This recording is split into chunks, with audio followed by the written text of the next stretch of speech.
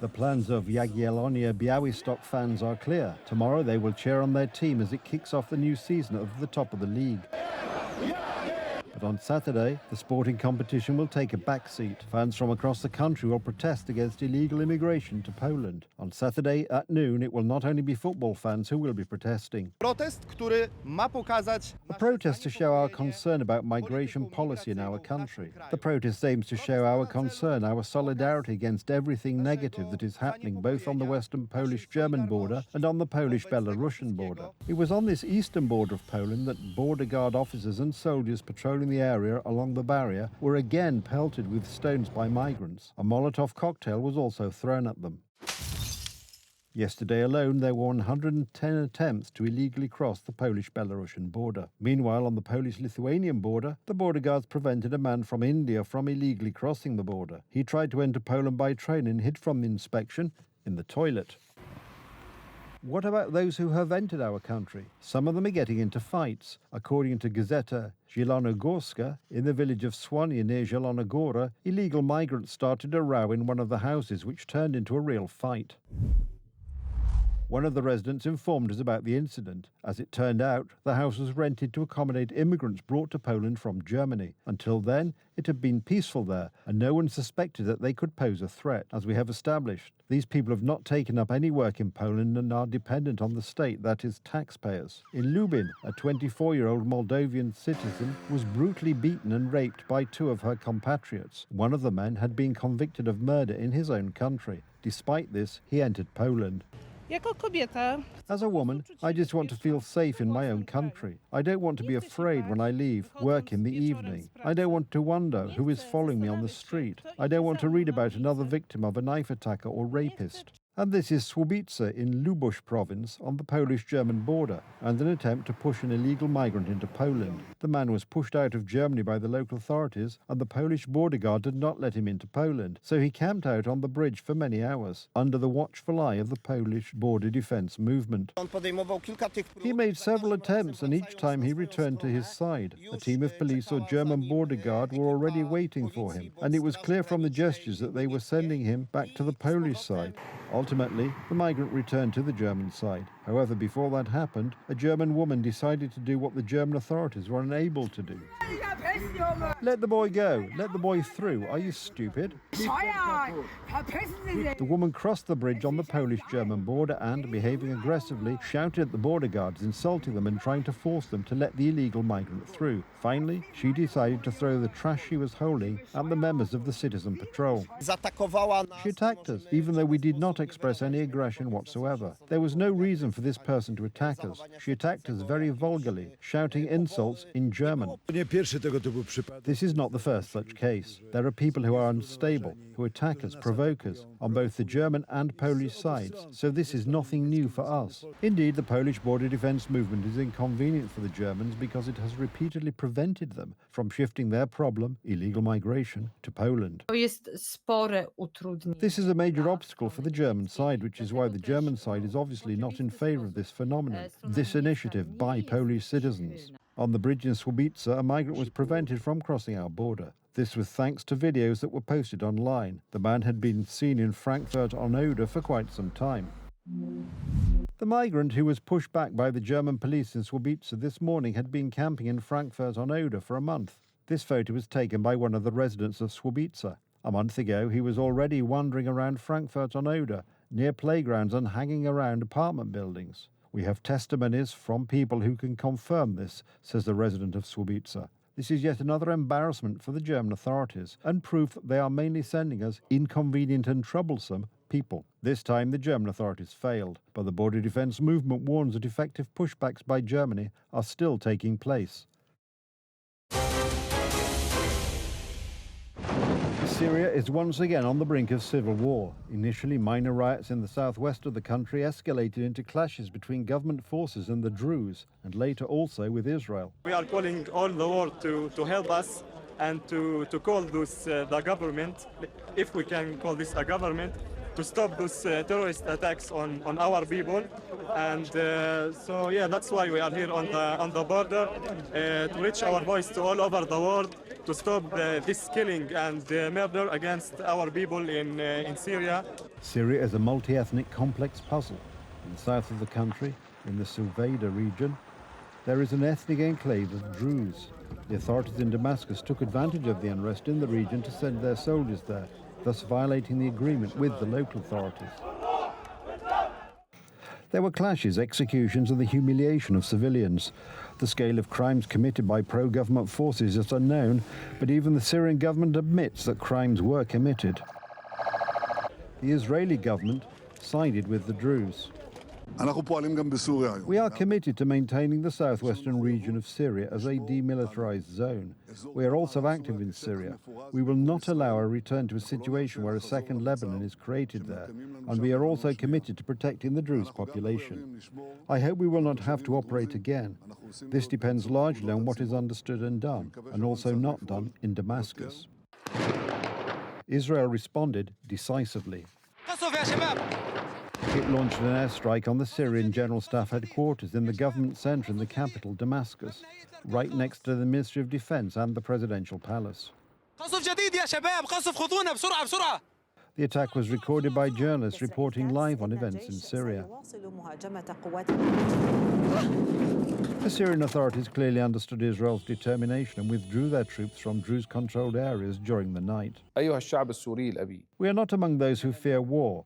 We have spent our lives facing challenges and defending our people, but we put the interests of Syrians above chaos and destruction. The conflict was helped to be stopped by the United States, Israel's closest ally, which is also trying to help rebuild war-torn Syria.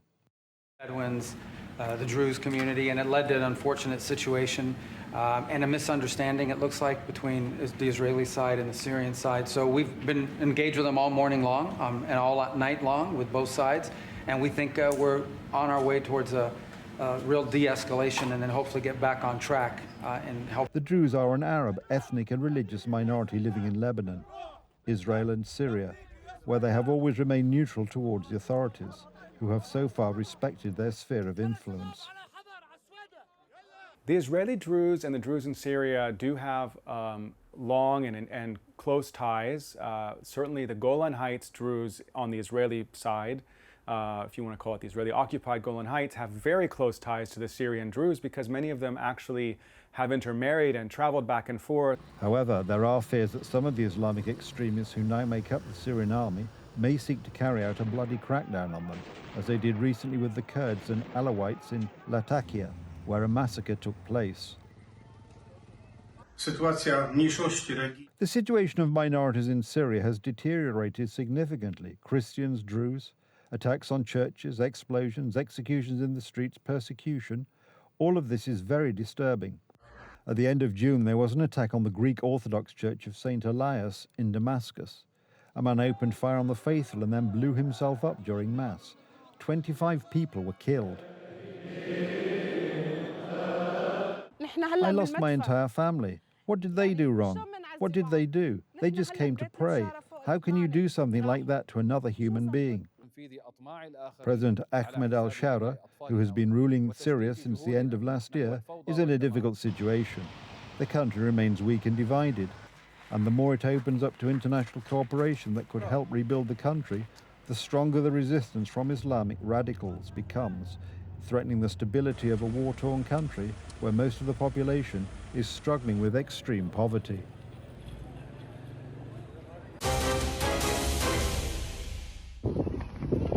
Dobropole, eastern Ukraine. 4 people are dead and nearly 30 are injured. This time Russian bombers targeted a shopping center.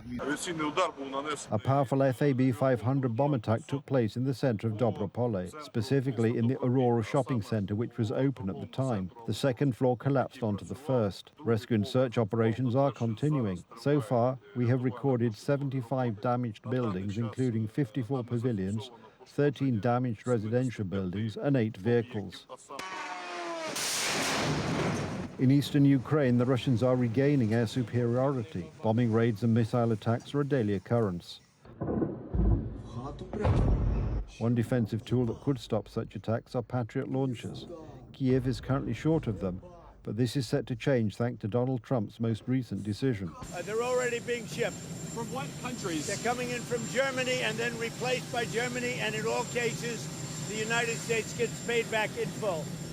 So what's happening, as you know, is the European Union. The coalition of NATO countries that want to enter into an equipment agreement is already quite large. It is led by Germany, which has just quietly withdrawn from its promise to supply Ukraine with long-range missiles, counting on the Americans.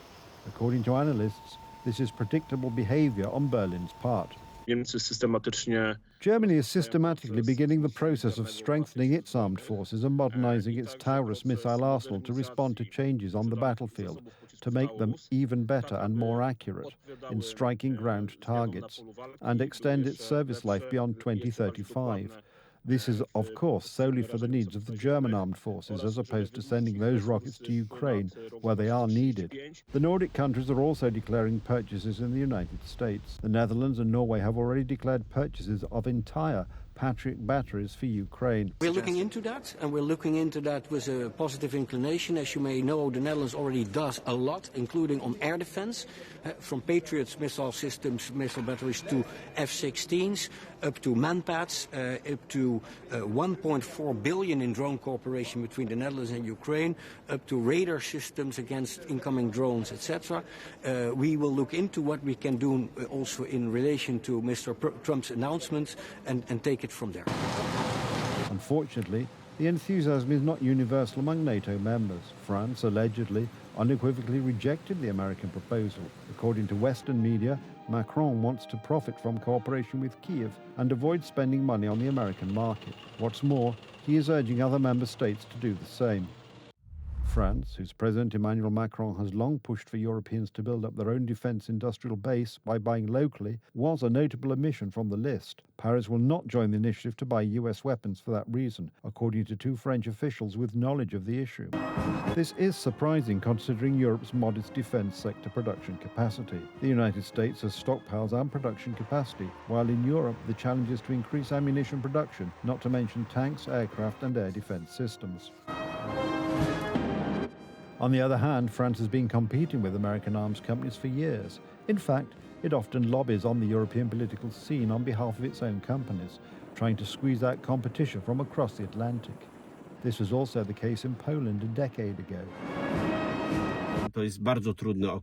This is a very difficult economic period in these countries, and they are trying to stimulate their economic growth with their domestic arms industry. Recall what happened a few years ago when Poland purchased Caracal multi-purpose helicopters that were not the best offer on the market. They were purchased for political reasons connected to Polish-French relations. Competition in the arms market should come as no surprise to anyone. It's a business like any other during peacetime.